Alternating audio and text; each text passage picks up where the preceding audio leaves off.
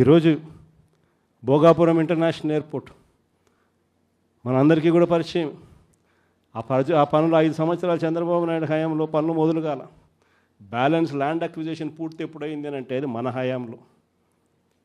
ఆ ప్రాజెక్టు శంకుస్థాపన ఎప్పుడు జరిగింది అని అంటే మన హయాంలో. ఆ ప్రాజెక్టు 30% పనులు ఎప్పుడు పూర్తయ్యాయి అని అంటే అది మన హయాంలో.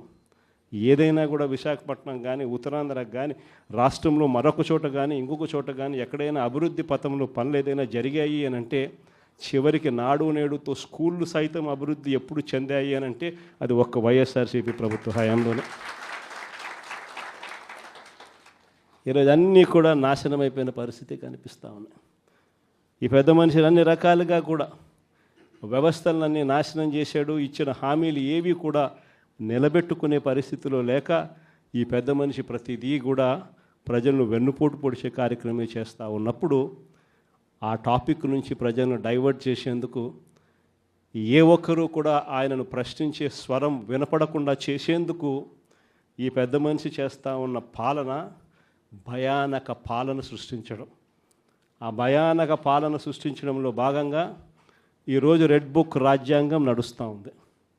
ఈ రెడ్ బుక్ రాజ్యాంగంలో ఎవరైనా కూడా గొంతు విప్పుతారు చంద్రబాబు నాయుడుకు వ్యతిరేకంగా అని చెప్పి ఎక్కడ చంద్రబాబు నాయుడు గారికి అనిపించినా వెంటనే ఆ మనిషి గొంతు పట్టుకోవడం, ఆ నులిపేయడము అనేది ఎలా అనేది మాత్రమే చేస్తూ ఉన్నారు.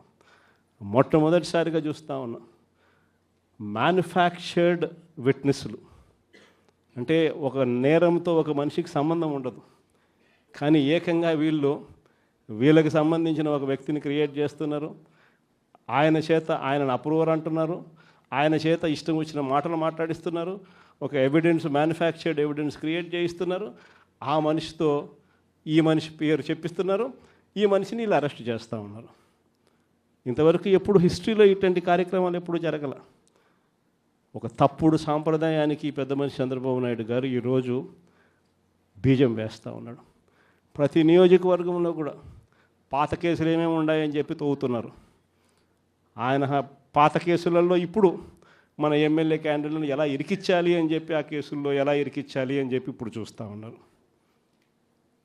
ఏ తప్పు జరగకపోయినా కూడా యాక్టివ్గా ఎవడైనా కార్పొరేటర్ ఉన్నా, ఎవడైనా ఎంపీటీసీ ఉన్నా, ఎవడైనా జెడ్పీటీసీ ఉన్నా, లేకపోతే ఎవరైనా లీడర్ ఉన్నా సరే విజిలెన్స్లో ఎలా ఇరికించాలా, తప్పుడు కేసు ఎలా పెట్టించాలా అనే సంస్కృతితోనే ఈరోజు పాలన సాగుతూ ఉంది.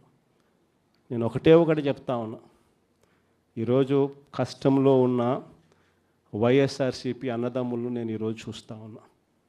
నేను మీ అందరికీ ఒకటే చెప్తా ఉన్నా, మీ అన్నగా, మీ తమ్ముడిగా, మీ బిడ్డగా ఒకటి చెప్తా ఉన్నా. నెక్స్ట్ వచ్చే జగన్ 2.0లో పరిస్థితి ఈ మాదిరిగా ఉండదు. ఈరోజు ప్రతి కార్యకర్త కష్టాన్ని చూస్తూ ఉన్నా కాబట్టి చెప్తా ఉన్నా. ఇంతకుముందు మన హయాంలో మనం వచ్చే టయానికే కోవిడ్ మహమ్మారి మధ్యలో 2019 జూన్లో మనం ప్రమాణ స్వీకారం చేశాం. ఆ తర్వాత ఆ మార్చిలోనే ముగియక మునిపే ఒక సంవత్సరం కూడా సరిగ్గా ముగియక మునిపే 2020 మార్చి వచ్చేసరికి వెంటనే కోవిడ్ వచ్చింది.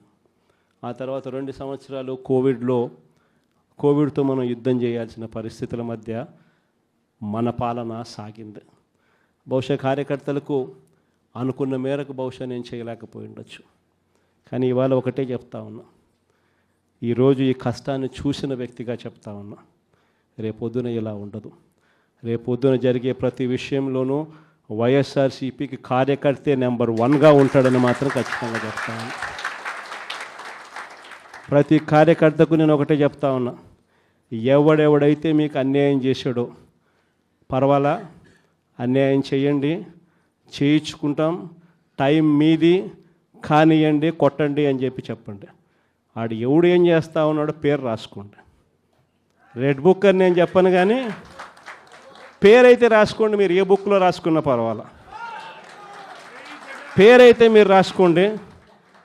దాని తర్వాత మాత్రం అన్యాయం చేసినోనికి సినిమా మాత్రం మనం చూపిస్తామని చెప్తాను. ఆ మనిషి రిటైర్డ్ అయి ఉన్నా కూడా లాక్కొని వస్తా, ఆ మనిషి దేశం విడిచిపెట్టిపోయినా లాక్కొని వస్తా. ఎవరిని వదిలిపెట్టేది ఉండదు.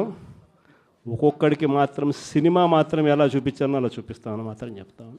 ఖచ్చితంగా వీళ్ళు ఏదైతే నాటుతున్నారో, ఏదైతే ఇత్తుతున్నారో, ఇది రెండింతలు వీళ్ళకు పండే కార్యక్రమం కూడా జరుగుతుందని మాత్రం ప్రతి కార్యకర్తకు గట్టిగా చెప్పండి. ఎందుకనంటే ఈరోజు రాష్ట్ర వ్యాప్తంగా ఇదే జరుగుతూ ఉంది. ఒక్కొక్కని కథ వింటూ ఉంటే నిజంగా మనసుకు బాధ కలుగుతుంది. ఆ బాధ ఎలాంటి బాధ అంటే చెప్పలేం. అసలు మంగళగిరిలో ఒక పాపను, కృష్ణవేణి మంగళగిరి పాప, సోషల్ మీడియా పాప తీసుకొని పోయి, ఆడపాపను కూడా, ఆడ కూతురని కూడా చూడుకోకుండా తీసుకొని పోయి హైదరాబాద్ నుంచి ఎత్తుకొని వచ్చి స్టేషన్లలో పెడతా ఉన్నారు. ఇంకొక పాప సుధారాణి, ఆ పాపను నెలలు ఈ స్టేషన్ నుంచి శ్రీకాకుళం నుంచి తిప్పినారు. శ్రీకాకుళం నుంచి కింద దాకా అన్ని స్టేషన్లు తిప్పుకుంటూ నెల రోజుల పాటు బెయిల్ రాకోకుండా తిప్పినారు. ఆడవాళ్ళను, ఆడ కూతుర్లను కూడా చూడుకోకుండా కేవలం వీళ్ళకి వ్యతిరేకంగా పోస్ట్ పెట్టిందని ఇంత దౌర్జన్యంగా జరుగుతూ ఉన్నారు. వంశీ అని ఇప్పటికి నెలన్నర అయిపోయింది.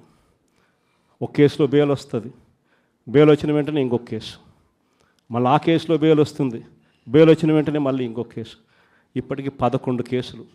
ఒక కేసు అయిపోయినాక ఒక కేసు, ఒక కేసు అయిపోయినాక ఒక కేసు. 2 నెలలు దాదాపుగా వంశీ ఈరోజు జైల్లోనే కనపడతా ఉన్నాడు.